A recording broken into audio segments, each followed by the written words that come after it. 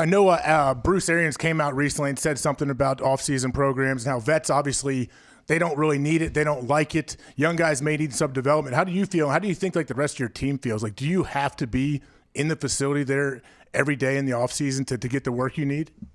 Yeah, so I think there's two sides of it because at the end of the day, I wouldn't be where I am without OTAs because that was my opportunity to show what I could do to prove that I belong to, basically that was really my only opportunity. When it got to preseason, when it got to training camp, I didn't get any opportunities. So OTAs was my chance to show what I could do.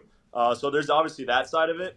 But then there's the other side of it it does kind of, there's some pieces of it that kind of hurt me as a veteran that I can't just train specifically for the season for 6 months straight. I have to, train for OTAs, and then, you're doing OTAs for 12 weeks or whatever it is, and then you get a month to train again for the season. So I think there's some benefits of it, obviously, and there's some negatives, but trying to find that happy medium, I think, is what we need to do.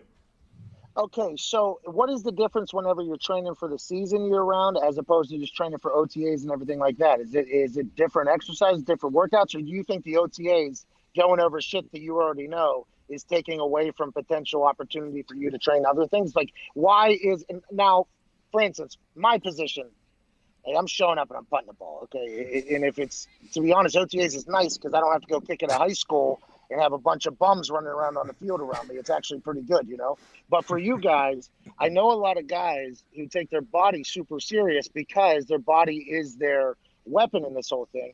In the OTAs, in some of their minds, I'm not saying everybody, obviously, because everybody likes it, but some people think, like, this is taking away from me being able to work on my body to get my body to where I want it to be for the season and really, like, kind of taking time away.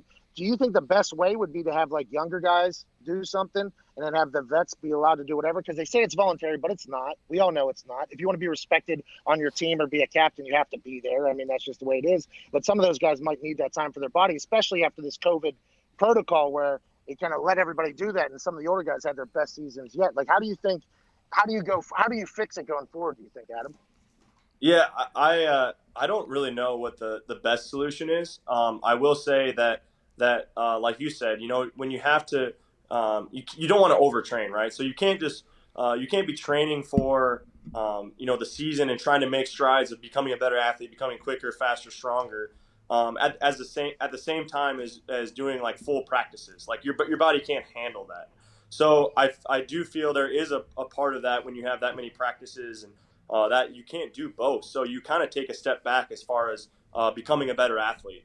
Taking care of your body, being as strong and as sturdy and as,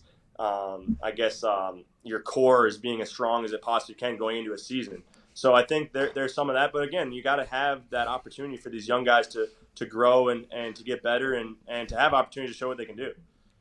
Adam, all anybody says, though, is that the vets are just lazy and everything. They don't want to do the OTAs and blah, blah, blah. But I think there's like what you just said there, I think people will be like, oh, actually, it's the complete opposite. Like, these guys actually want their bodies to be in the best shape that they could possibly be in for the season. It's a very interesting thing because I think a lot of OGs kind of get labeled as lazy when really it's not the case. It's just they know their body so much better at this point. Yeah, I mean, I think if you're, lazy per se, you're not a guy that's playing 8, 9, 10, 11 years. Those guys, they take it serious. I mean, I tell this story a lot, but my first Pro Bowl was like shocking to me because you get there and you show up and you kind of think like, okay, these guys are just, freak athletes, whatever, and you get there and you see why they're Pro Bowlers because they take this game serious. They take care of their bodies. There's training during the Pro Bowl week. There's guys that are training and getting ready for the next season and talking about the game. What helps them get open, what helps them be successful at what they do. And it really was an eye opener of why the greats are great because they take it serious and they take every opportunity to get better. Yeah, I don't think there's. I stumbled out of the bar one morning alongside AQ Shipley, who was not a Pro Bowler. We were just having a good time there, and J.J. Watt walked by with his cleats and he had his headphones on, and literally that was the moment where I realized yeah, I'm not supposed to be here. This is not how this whole thing's supposed to go. And there's a reason y'all motherfuckers are y'all motherfuckers. And I just hungover stumbled out of brunch right here. So You're 100% right with that, my friend. I appreciate that. But I ain't never missed an OTA. You know what I mean, Adam? That's true. You're not lazy.